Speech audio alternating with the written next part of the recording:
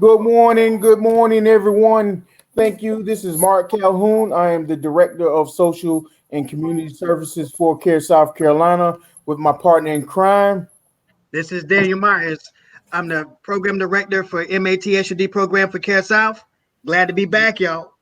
Yes, sir. And we'd like to welcome you to the CARE South Carolina Community Live podcast. We have two special guests with us today.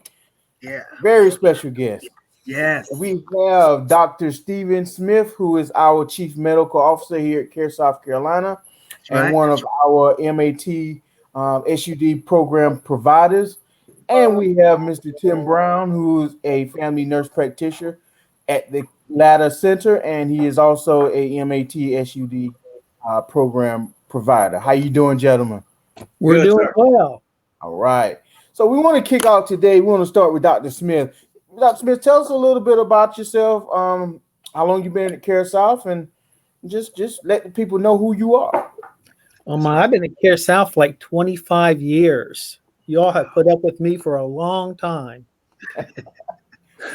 Originally from D.C., I was looking for a place to live that was as unlike Washington, D.C. as possible, and ended up down here. And been with the MAT program, I don't know, 4 years now, something like that. Wow. I didn't realize. I was fortunate enough to be the first video just cut out on that. Oh, there it goes. Yeah, I think you start this program on your own with no help, with no funding or anything about 4 years ago. It's been going awesome ever since. It was an interesting story. I didn't like the way our methadone clinic did things, and I had a conversation with Ann about it, and Ann wanted me to do things legally. She has a tendency to want me to do things legally. And so he said, please get your Suboxone certificate. So I did, and when I did, she had this image that it could grow really big. I told Ann that it wouldn't, because you didn't have enough patients who wanted to help. You had enough patients who needed it, but it would never get past 30 patients. I actually said that in a meeting. We started the program, and lo and behold, we had way more interest and way more success than I ever imagined. And then it just kept growing and growing and growing. That's right. Wow. Glad it did. That's right. But as it grew, we started adding more and more providers, and one of the providers that we have here along with you is Mr. Tim Brown. How you doing, Tim? Doing well, sir. All right. Tell the folks a little bit about yourself, how long you've been at CareSouth, and just a little tidbit about yourself. I was a police officer in my prior life from 87 to 12, campus police officer at Francis Marion. I got my RN before I left Francis Marion, and the FMP program came to Francis Marion, so I got into the nurse practitioner program, was doing some internships at CareSouth in Sherrall. Sean got a hold of that, knew I was there. He started talking me into it, maybe trying to apply here. And he got me an interview with Dr. Smith and Miss Ann. I tricked them into hiring me. So I'm from Latter. I'm born here and working here, been enjoying it. But it has its pros and cons. You can't go in IGA or the post office. You know, people stopping you on the streets all the time, but it's been wild, been good. 3 years. Wow. And so just as so everybody know, just if you hear them refer to me as Sean or Daniel, it's the same person. Sean is my neighborhood name. That's the name that everybody know me by. And I say Daniel is my check name. That's the name that the eagle fly by. The one that Ann's off for pay. So same person though, same person. But we're glad to have both of you gentlemen as part of the program. And Dr. Smith, you're the director, the medical director or clinical director for the MAT program. And I guess you would call me the administrative director, because I handle the operational part of it, and you handle the actual providers and the care and everything else. And I think our program has become an awesome program, thanks to you guys and for all our other providers that are participating.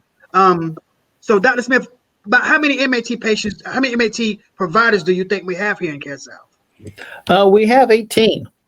18. So that makes us one of the largest, right? Yeah, and with 18, we basically can handle whatever the community throws at us. That's right. That's right. So we have that ability to we have access to care. There's no barriers when it comes to having providers available. Before we did it, there were 0 providers in our communities. Wow. That's amazing. That's amazing. And so now we have at least one provider in each one of our service areas. At least one. But there are multiple in our service areas. So that makes us awesome by itself, right? That's right.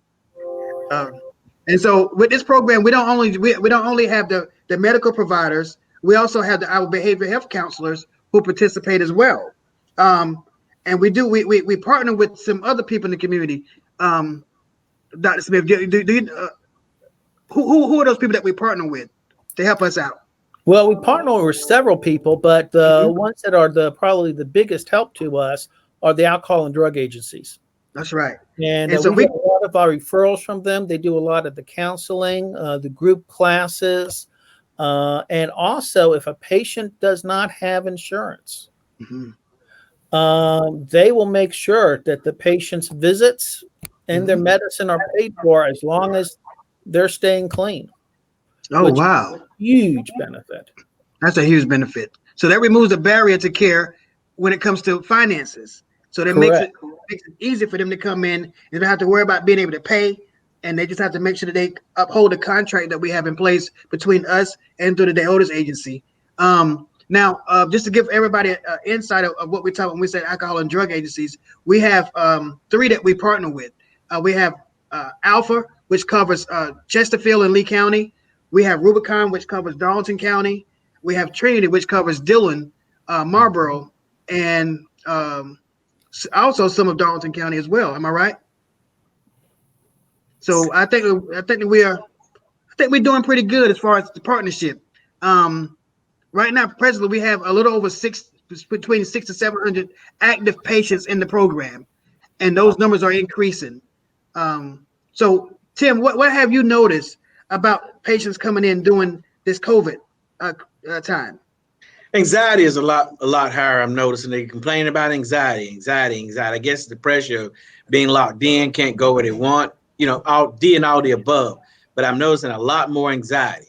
But of course, like Dr. Smith knows, benzos and Suboxone doesn't mix, but we try to manage the anxiety the best we can. Counseling has to step in, do their part, I guess. But I'm noticing a lot of anxiety. Okay. Well, for both of you gentlemen, what are some of the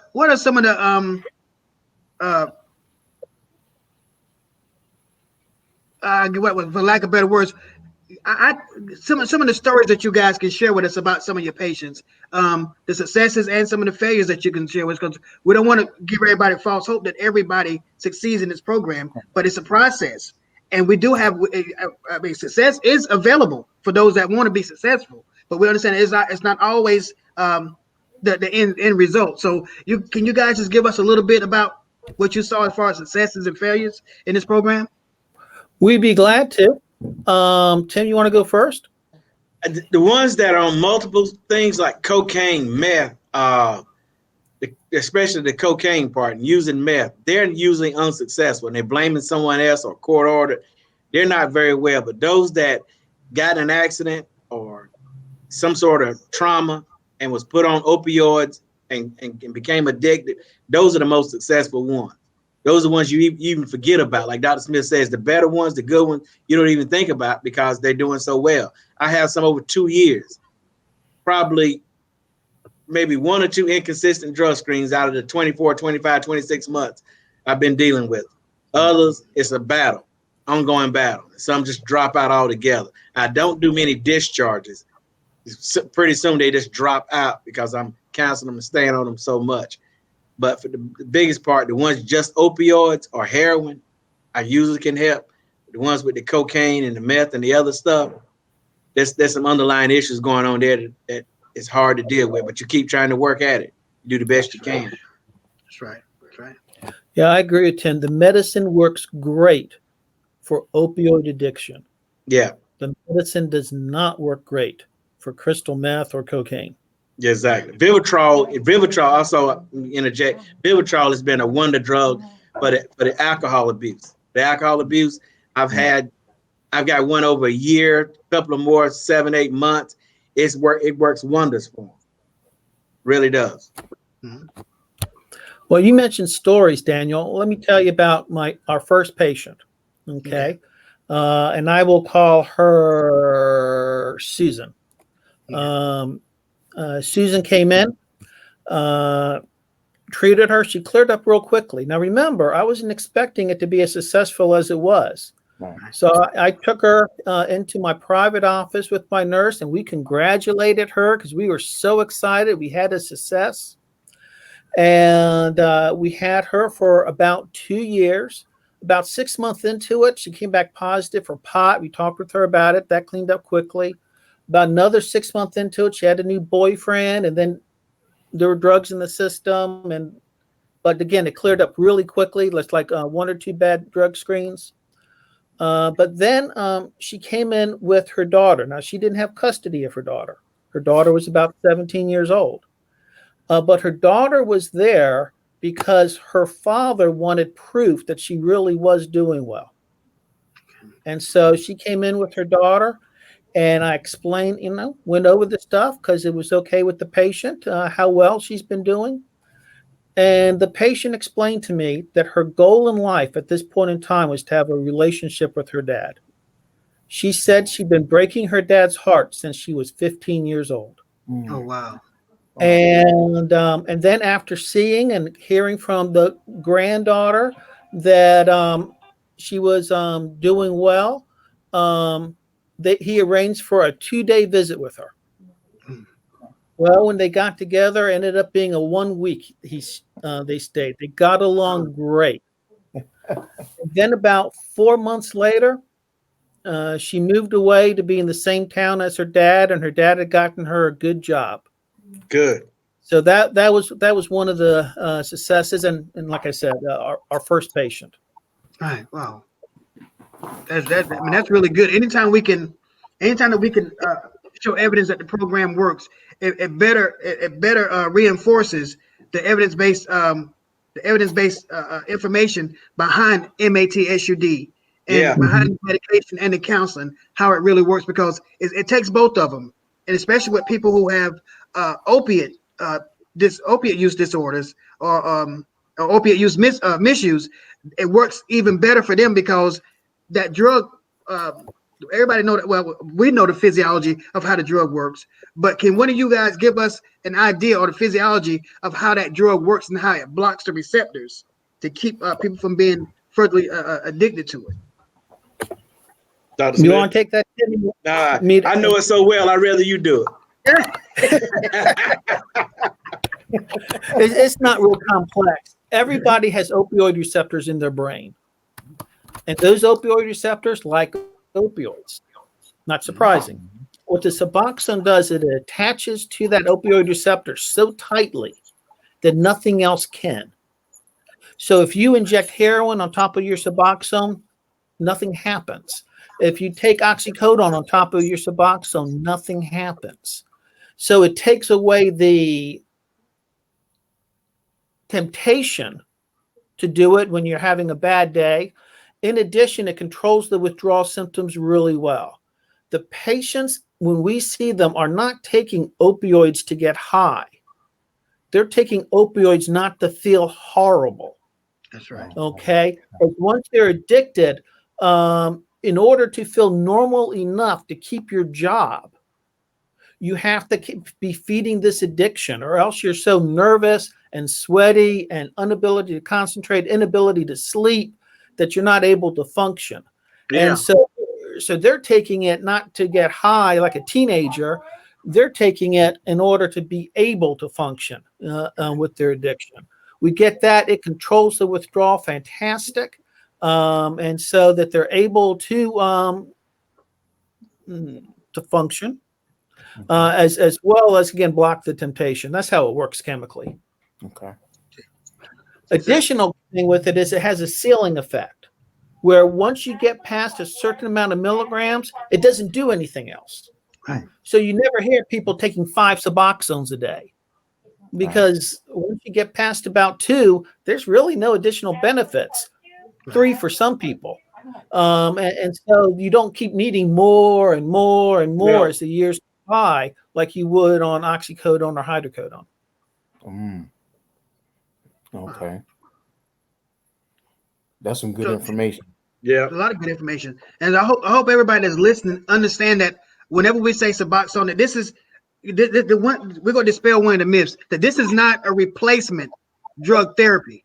This is not replacement. We're not replacing one drug for another drug. We're introducing treatment. So this is not a replacement therapy. And a lot of people want to define us as being a Suboxone clinic and saying that we're offering replacement treatment. We're not. That's not a replacement drug, because it doesn't have the same opiate effect as oxycodone. Also, I guess one of the side effects is that it does help with pain, but it doesn't offer the same level of that control that oxycodone or heroin offer.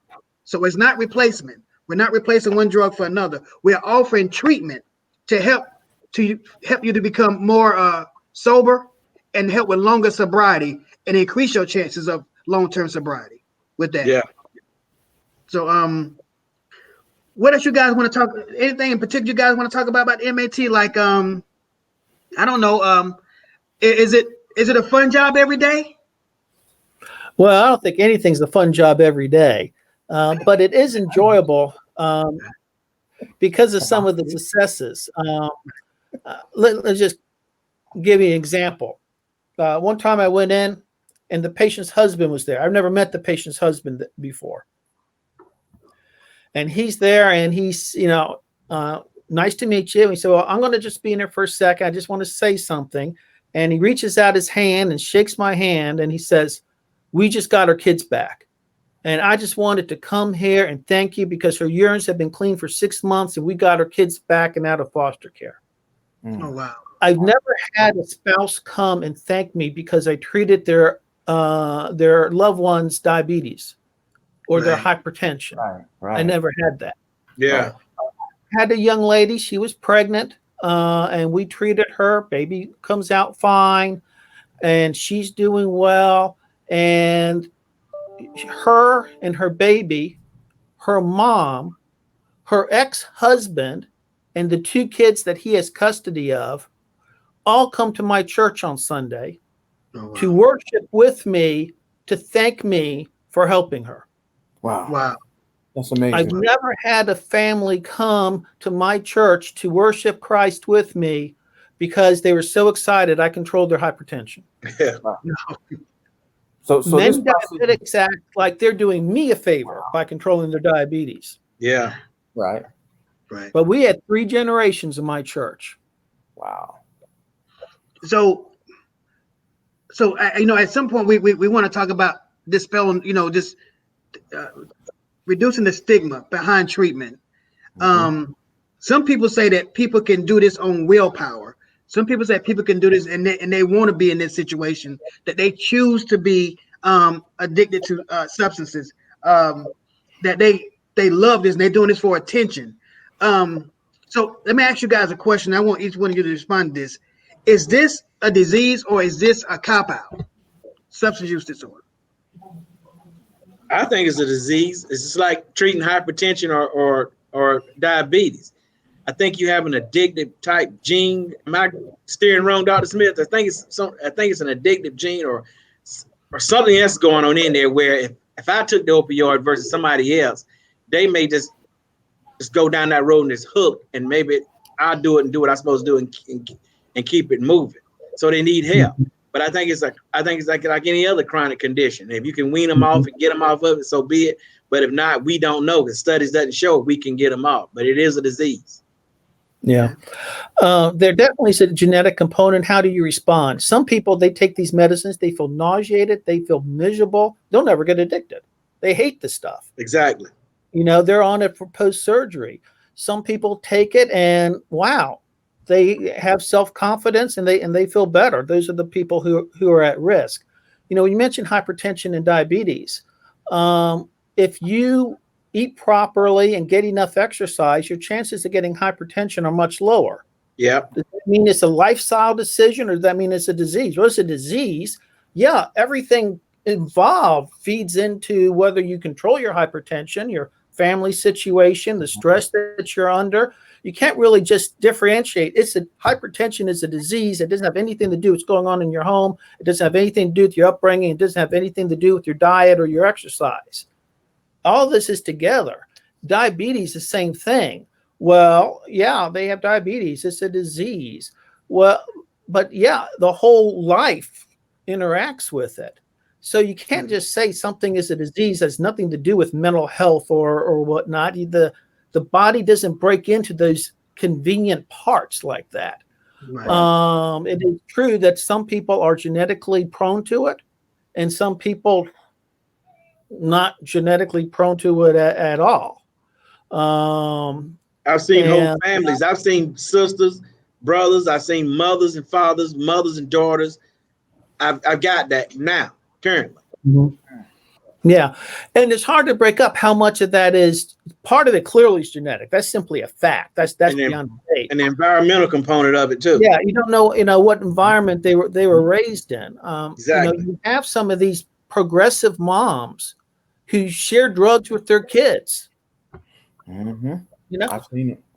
I would, if my mom caught me with drugs, there'd be a gravestone in DC right now. He did drugs. Mom caught him.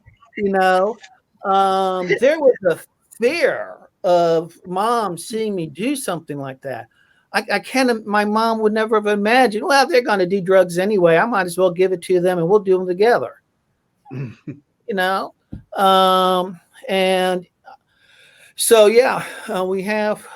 It's a whole range of circumstances, but it is a disease by definition. It is.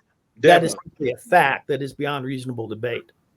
Okay. You will have somebody who will say, well, I was addicted to alcohol, and on January 10th, 1984 was the day that I hit rock bottom, and God healed me. God can heal anything. Anything. But but short of a miracle, we still have to treat the diabetes. We praise God if he does a miracle. But the fact that God did a miracle in this person means we shouldn't treat anything. Makes absolutely no sense at all. People will say stuff like, well, if they hit rock bottom, these poor girls have hit rock bottom and they're not getting up without help. That's right. The guys are in jail. They've lost their whole families. They've lost everything. They've hit rock bottom. We're still not getting up without help. That's right. That's right. No. Or they commit suicide. That's it. So, and that segues to the next thing I want to talk about. And so there's a lot of people that's up in the air about how many times we should administer Narcan. We understand that with CareSouth that we really encourage our providers for a person that's prescribed a controlled substance, or for a person that's on the MAT program to be prescribed Narcan as a life-saving measure, just in case of accidental overdose. Okay. So some people say that we should only give Narcan the one time and then let the people learn their lesson after that. So what do you guys think? I've never heard anybody say that. Yeah, that's out there. Yes, sir. I've never heard anybody say something like that. They get Narcan one time. Once they've done that, you just let them die. But see, what happens is, Dr. Smith, is that who are you talking to? Where are you hanging out, Daniel? Everywhere. I'm in the streets, man. I'm in the streets now. But what the conversation is that whenever we give them Narcan and we bring them back, that we give them a crutch to continue doing it. And so they say that at some point in time, you got to let them learn their lesson. And so they don't learn the lesson if they're dead. Exactly. So that's why the conversation around Narcan and that life-saving measure need to be talked about more, so people can get a better understanding of why we administer Narcan. The story I always use, an analogy I always use when it comes to giving Narcan is this: is that if you got a child that's prone to playing in the highway on the freeway, they love to run in the freeway and run back. Okay, so and you always go and get them, and you always bring them back, and you tell them how you know how dangerous it is, and you always bring them back. At what point, if this is your child, do you say, look, the next time you run in that freeway, I'm gonna let you run and get hit by a car and let that teach you something? None of us would never do our children like that. And I always say, remember that the people that we're serving in the MAT program is somebody's child. And they feel the same way about their child that you feel about yours. So my answer to them is, how many times do I give Narcan? As many times it takes to bring that person back. Right. So, but people do have that ignorance when it comes to Narcan. Yeah, a life is a life. That's right. Yeah. So Tim, you want to say something on that? I find that 85% of them, especially the girls, at some point in time, something went wrong in their upbringing. Some sort of abuse, whether it be sexual, mental, something went astray and got them to where they are. You know, so you have to keep that in mind too. Right. Right. So something you're saying there's always underlying causes. There's usually not always, but majority of the time it is. Majority of the time it is. Okay. So that's why the behavioral health component of the program is so important. Yeah. So we can get to the root of the issue, right? So we can do behavior modification and get to the root of the problem. Exactly. So there is something that initiated all of this. Am I right? Yeah. You're right. And that's one of the reasons our program is so successful, is because we have that behavioral health component in there strongly. And that we also treat it. Some places that are Suboxone clinics, they only write one prescription, Suboxone, but they won't treat insomnia. Right. Or they won't treat bipolar, or they won't treat depression. And I'm not sure how you're successful with this without treating bipolar or depression or at least a non-addictive sleeping pill, but they won't write for anything. They just write for one medicine. So those are some of the reasons why our numbers are just so much better than some other people's. Well, let me ask you a question since we're talking about that. So if I was a patient, I come in for MAT treatment, are you only just treating my MAT? That's it? You're not doing anything as far as my medical, or you guys are not touching me, or what? Right before I got on this Zoom here, this podcast, the patient just left out of here. She wanted something for her insomnia, a hypertension, and her bilateral edema, lower extreme edema, along with the Suboxone. So that was 4 things. So did I answer your question? That's a lot of them. Yeah. Dr. Smith knows this. Yeah. But they come with a list. Yeah. So you're not only treating them for the Suboxone for the SUD, the substance use disorder, but you're treating them for their mental state as well as their physical state. Yeah, there's some other underlying conditions that, because for some reason a lot of them can't sleep. If you're aggravated, you're painful, you're not going to sleep. You have to be in good shape to get some good sleep. Right. Wow. This is, I mean, to me, this is really interesting, because what it sounds like you guys are saying, and Dr. Smith, you can come in just a few minutes. What it sounds like you guys are saying is that CareSouth offers holistic care regardless of what our addiction is or whatever our issues is when we come in. So, Dr. Smith, do you have these same issues that Tim have, or do you just say, well, I'm gonna treat you for whatever you came to see me for today, and we'll handle other stuff tomorrow? No, we generally want to take it all at once. Now, frequently, if you get them off drugs, their blood pressure will take care of itself. That's right. But when I see a patient, and they're there for the first time, and I tell you, you're going to be coming back in a week, but I don't want you to quit due to any side effects of withdrawal you might have. If it's insomnia, we can handle that. If it's nausea, we can handle this with non-addictive medicine.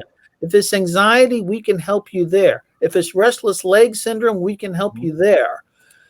So whatever you have, we're going to be able to treat with non-addictive medication on top of it. So don't quit. A lot of these people have not taken care of their bodies in ever. And so they come in with a lot of different conditions. And then some of them have been in bad car wrecks. and that's messed up their body. That's how they got involved with the drugs to begin with. Exactly. And so taking care of all that. Okay, so a lot of our patients come in with past trauma, right? They come in with past what other comorbidities, right? Abusive relationships. Yeah, and so they self-medicate, and that causes Exactly. stuff. So if it take a person, if a person's been addicted 13 years, will this person all of a sudden miraculously become a person who no longer has a disease of substance use disorder, or would this always be a disease that affect them for the rest of their lives? I hate to say rest of their lives because I don't want to say 30 years from now when they're in a nursing home. But for practical purposes, short of something miraculous happening, the answer is yes. Okay.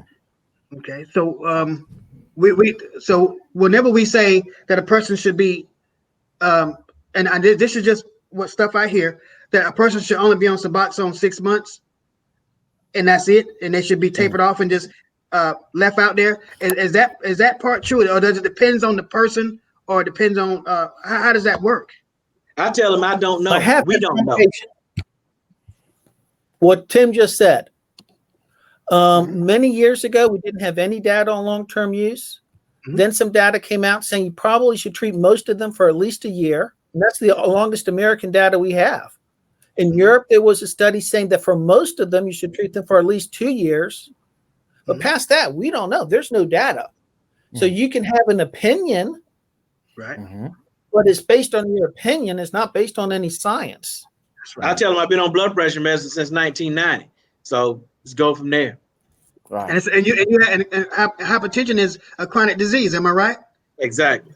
So unless and short of a miracle, you'll always have hypertension. Right? Pretty much. When he gets to be about 85, he might outgrow. Yeah, he might. You get there, Doc. I get there. You're right. You're right. So this program is very, very important to CareSouth. It's very important, very, very important to me. And I know that you two, and as well as Marek, because we get assistance from his community health outreach workers to help us promote this program, and also go out and find patients that we haven't seen in a while. If there was anything that you guys can change about this program, or anything that you guys can make better about this program, what would it be? Consistency on what they can and cannot take, how much, what's the max that Dr. Smith would want us to give. Like I do some with 2/0.5 milligrams, along with the 8/2 milligrams is about something. If he told me no more 205, I'll do that. If he said no more gabapentin, I'd do that. But I'd like to see just one consistent what we should give, and that's it. But like Dr. Smith saying, everybody has their own mitigating circumstances. So what works for one individual may not work for that individual. Right. And the last meeting we had with you, the opioid summit that you have in Hartsville, the chemist, the two PharmDs there said that you got one that's having a little issue, you can bump up this about something. Some people disagree with that totally. They don't believe in doing extra. Some do. And you get criticized for doing a little extra. As long as I'm staying within the rims, I'll do that. But there are other providers here that knock me for doing that. So be it. I get knocked anyway. As long as Dr. Smith knocked me, I'm good. So you're a renegade. you militant, right? That's it. Dr. Smith, right. what do you say, Dr. Smith? I think one of my biggest frustrations is that so many of my best patients move away. Okay. I understand why they move away, and it's probably better for them to move away. But it is, like I said, we lose so many of our best. If you are single and you're doing well now, and you go ahead and you start trying to date somebody who's not on drugs, someone's going to tell them, trying to be a friend to them. You don't want to date her. Talk with her last boyfriend. She stole from him. She's a disaster. It's not going to happen. If they try to get a job as soon as somebody sees them in HR, someone trying to be a good employee is going to go to HR and say, don't hire them. Don't you know that person? Da, da, da, da, da, da, da, da. They're not getting the job. Yep. And in our communities, you're known. That's right. And sometimes that's for better. But so many of these people just, they go ahead and now they're stable, they're doing well, and they go on to Charlotte or Raleigh. I've seen some that get well and go back to work. That's the main thing. I like seeing them going back to work and being productive. Right. That's right. Let me bring up one to begin with. I'm going to go with on Tim's note. I'm seeing a young lady. She's doing well, and it's December, and she's has a 3-year-old, and she's so excited about her new job because she is legally employed and everything, and she pulls out a wad of money, physical cash, and because she's not spending it all on pills, and she says that her kid is going to have his first Merry Christmas. Wow. Wow. And see, and it's stories like that, and it's issues like it's things like that that lets us know that this program is very, very important, and that we need to continue doing all we can do for our community and the people that we serve, and that no matter what it takes to get them to sobriety, that we have to continue to work hard to get them to sobriety. Absolutely. The main part of what we need to be doing, as well as treating our patients, is educating our community and our public about substance use disorder. We need to start removing the stigma behind treatment, because a lot of people refrain from treatment because somebody's going to know that they have an issue. But we have to let them know that that's okay, that you have an issue. We have help for you. And then also educate the public on those procedures that we use and how it's going to benefit the whole entire community in the long run. Not just the person receiving the services, but the community is going to be more valuable because now we have more valuable people put back into the workforce, put back into the community, and we just have to continue being advocates for this program, for its treatment, and for the patients who've trusted us enough to come to us to help them through this situation they're going through. Absolutely. And so the more we get providers that have a compassionate heart, an empathetic heart for people that are in need for treatment, that do have substance use or opiate use disorders or alcohol misuse disorders or even behavioral health issues, the more we have providers that have that love for our patients, the better our program is going to be, the better our communities are going to be. And think about it. CareSouth can be the one agency that changed the world when it comes to people's opinions of substance use, mental health, and opiate use disorders. Absolutely. And thanks to guys like you too. Yeah, appreciate it. That's a wonderful thing. Wonderful. Yeah. So I'm gonna turn this over to Marek. Yeah. So let me ask you this before we kind of lead towards wrapping up.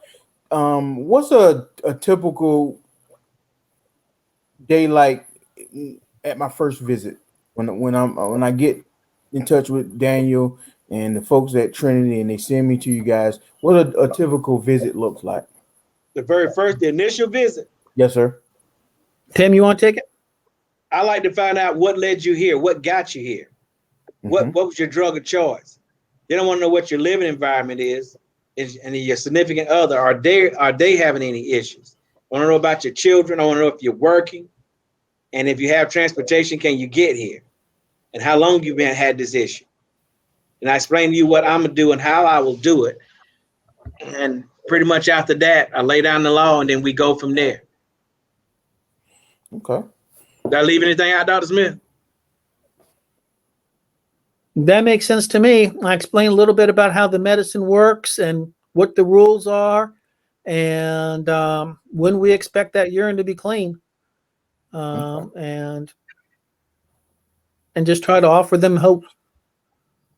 So how often do they come into the office for a visit after that initial visit? It all depends on the provider. Once how a many week times he wants them in there. until Once a week. Once a week? Yeah. Once a week to begin with, and then once your urine's clean up, not as frequently. Dr. Smith, you see a lot the initial ones that's never been in the program, but they've already tried Suboxone and they're very aware of it. You find that a lot, don't you?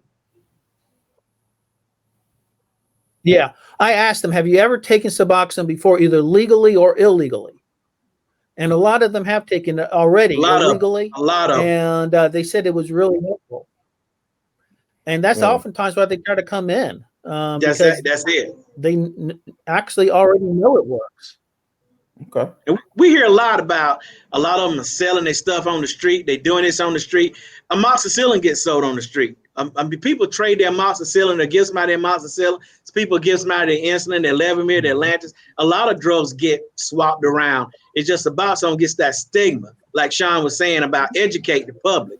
But stuff is going to happen. But there's nothing, no system under the sun that's flawless. All we can do is the best we can with what we have.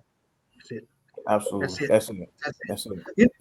Marek, before we go any further, there was a comment from one of the viewers, and I want to read this because I think it further promotes the value that CareSouth offers to the community. So let me read this to you. I'm not gonna call the person's name, but it says, due to all the surgeries I've had and intestines removed and a rebuilt rectum, I live in pain every day, and it's breaking me down mentally to where I don't even want to be alive because I don't know how I can continue to live and bear the pain any longer. It says, Dr. Smith has been the biggest blessing to me and my life for how he has helped me and how he cares and would sit and listen to what I have to say instead of being quickly in and out for the next patient appointment. Said Dr. Smith really cares for me. Wow. Wonderful. So this is another issue. This is what we do at CareSouth. We have awesome providers that offer awesome care, and just taking it. Somebody feel like him just taking the time to help me through my pain management. Not that he's giving me anything, but he's helping me and showing that he cares through my pain management. That makes me want to go ahead and live the next day when I don't want to live on my own. But he gives me the courage and gives me the insight to want to go further. And so she said, "Thanks. Dr. Smith really cares." And so there's a lot of people who won't have it to say about their physicians because the physicians don't take up time with them. They're just a number. But when you care out, there's no numbers, but there are people. We see people, we don't see numbers. And that makes a difference in the care that we offer. And so once again, thank you guys. I can't thank you guys enough. I know people that feel the same way about Tim. And so about all of our providers for that fact. So we just have to continue to make sure we breed that sense of love and empathy and sympathy for our patients, and let them know that when you come to us, you're coming home. You're not just going anywhere, but you're coming home where we take care of all your needs under one roof. That's it. Even those emotional points where people might just miss that I don't feel good today and I don't feel like living today, but you say something kind to encourage them to come back for the next appointment. So thank you guys so much for that. Absolutely. Yeah. That's why that care is in the word CareSouth. So that's right. That's where it comes That's from. right. So, one last question for this one's for Daniel. Daniel, how can we, if someone is interested in getting into the program, how can they get in touch with us and what's the process? Of course, they can reach out to us on the CareSouth website, but we do have referral cards in every site, and they should be at the front desk of every site. They can grab one of those cards, and those cards have the contact numbers to the DeOtis agency, as well as my contact number, as well as Elaine Carroll contact number, who is the MAT coordinator. She can meet with them, set up an appointment with them, and get them in with one of the local DeOtis agencies for those who don't have insurance, and they'll get them into that program, offer them a waiver to come and see our providers, and then have that treatment started then. For anybody else who have private insurance, you can talk to your primary care physician. They can get you into the program. Of course, we understand that be a part of the program. Also, counseling is mandatory. So you have to see one of our counselors if you have private insurance and you're paying for your appointment or self-pay, and then we'll see you that way. But you can always contact one of our sites, and they can give you the information that you need to get in touch with either Elaine Carroll or myself, or go by one of our sites and pick up one of our referral cards. Appreciate it. And one last question, a question I like to ask before we close out, and it's for Dr. Smith and for Tim. What do y'all like to do for fun when y'all not roaming the halls of CareSouth, South Carolina? Dr. Smith. Oh my goodness. Read, church. I should work out a whole bunch more. I like it when I'm in shape, but I can't say that I've been doing that very well last several months. Okay. All right. Sounds good. Yeah. Riding my bicycle in the morning at 6 a.m. or before 6 a.m. while it's dark, nobody's around. Riding my motorcycle in the evenings when it's like 70 or 72 degrees. And I guess I should be saying church, should be going to Reverend Sean's church. Exactly. Because I'm right there on Main Street in Veterans Park. So it ain't like all you got to do is drive up. That's it. I know that firsthand. But we I love riding motorcycles myself. I know we need to get Dr. Smith involved with that, Tim, as well. Yeah. Get him a Harley so he can ride I'm Harleys too with. clumsy. Huh? I'm too clumsy. No, we got to. I'm too clumsy to ride a motorcycle. Like Tim, you have to get the 3-wheeler. Tim got the 3-wheeler, so it kind of get rid of the clumsiness. Ah, Right. Yeah. We got a question, gentlemen, right before we go. Somebody sent a question in. Yep. She said, and this is something we should have covered. I guess it's good that she brought it back to us. It says, good information. Is the pandemic making the substance abuse situation any worse, or is it about the same? The pandemic's making everything worse, Yeah. except Amazon. Right. It's true. I know that firsthand. That's it, baby. I think the CDC is going to come out with numbers next week that they have told us are going to show that it has made a significant increase in making it worse, including increase in death. Yeah. And so we have to. Social isolation is depressing. It is. That's right. That's right. And we have to understand that substance use disorders are isolated. No, when I say isolated, it's isolation. It's an isolation disease. It breeds and grows because of isolation. Mm-hmm. People can hide behind the addiction because nobody can be around during the pandemic. Social distancing, physical distancing. So it kind of puts people in a place where it's okay, in their mind, it's okay for me to use substances, but it also puts them in danger of becoming addicted to substances because now you got to self-medicate because of my anxiety level. So it's increasing our numbers at CareSouth. We've seen more patients now. Our patient loads have increased at CareSouth because of the pandemic, but also our treatment efforts have increased because of isolation due to the pandemic. So worldwide there's an increase because of anxiety, okay, and because of isolation. Remember, most people that have substance use disorders also have many of them have underlying mental health disorders and cause them to have greater risk of anxiety or depression during these times. So which causes them to over-medicate or even seek medication for these substances, so for these issues. So that's probably why. And that's just my opinion. Yeah. So, Well, gentlemen, we'd like to thank you for coming on with us today. I think this was a great podcast today. Great information from two great medical providers. And we definitely appreciate you coming on That's again. The great one up there in the corner, not me. Wow. Yeah. Oh, yes. Because he was nominated for the Provider of the Year. Yes, he was. To South Carolina Primary Healthcare Association. So yes, and Governor McMaster was supposed to present him that award.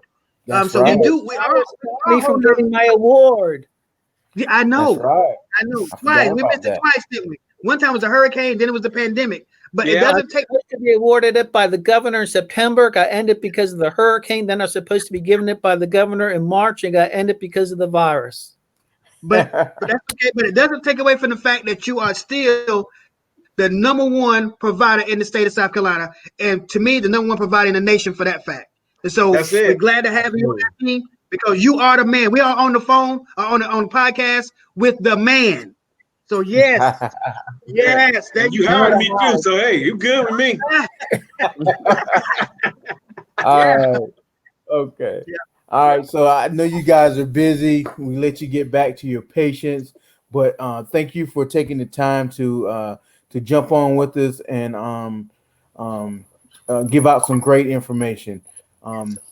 Thank you. You're welcome. All right. You're welcome, So if sir. you want more information on Care South Carolina and these two providers and all of our other providers in our MAT program, you can contact us on our webpage at www.caresouth-carolina.com, or you can contact us at 1-866-498-0399. Again, that website is www.caresouth-carolina.com. And we are done and we're out. And gentlemen, enjoy your week and weekend. Finish celebrating Community Health Center Week and have fun in the offices. Yes, sir. Right. Okay. Bye-bye. Thanks. Bye-bye. All right. Hold on, just don't y'all, don't you gentlemen